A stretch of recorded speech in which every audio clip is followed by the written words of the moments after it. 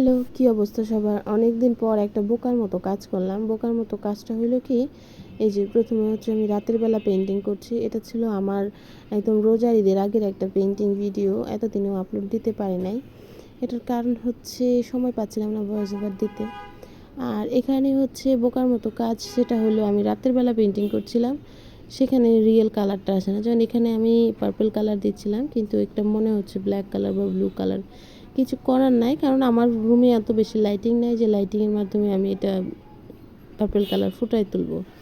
এটা অনেক সুন্দর ডিপ একটা পার্পল কালার। এরপরে এখানে হচ্ছে আমি আকাশি কালার দিচ্ছি, আর আকাশি কালারটা মোটামুটি বোঝা যাচ্ছে। আর সবচেয়ে বোকার মতো কাজ হলো এইটার ভিডিওটা অর্ধেকটা হয়েছে, বাকিটা হয় নাই, কারণ আমি তো নিচে বসে বসে মানে টেবিলে বসে বসে পেন্টিংটা করছিলাম। এই দিক দিয়ে হচ্ছে ফোনের স্টোরেজ ফুল হয়ে যে বন্ধ হয়ে আছে, সেটা আমি চেকই করি নাই। তো কিছু করার নাই, যতটুকু পেন্টিং হয়েছে ততটুকুই দেখবেন আর কি।